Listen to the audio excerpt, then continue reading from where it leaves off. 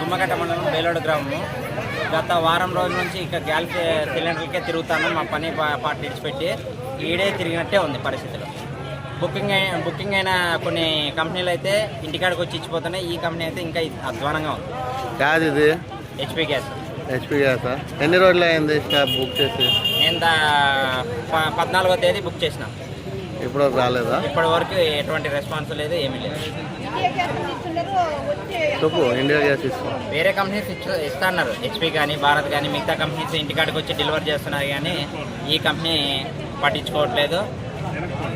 ఈ విషయాన్ని కొద్దిగా అధికారులు కానీ ఎమ్మెల్యేలు కానీ దృష్టికి తీసుకెళ్ళి ఇవ్వాలని కోరుకుంటున్నాం. రేపు రమ్మన్నారు, ఇప్పుడు వచ్చినాము. ఇప్పుడు స్టాక్ లేదంటారు సార్.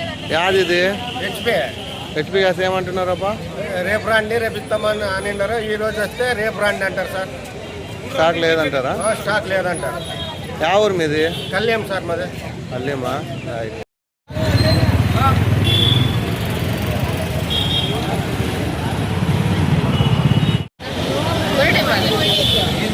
ఏమంటున్నారు వీళ్ళు?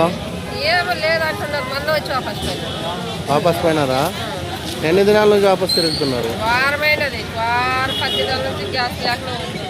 Okay okay.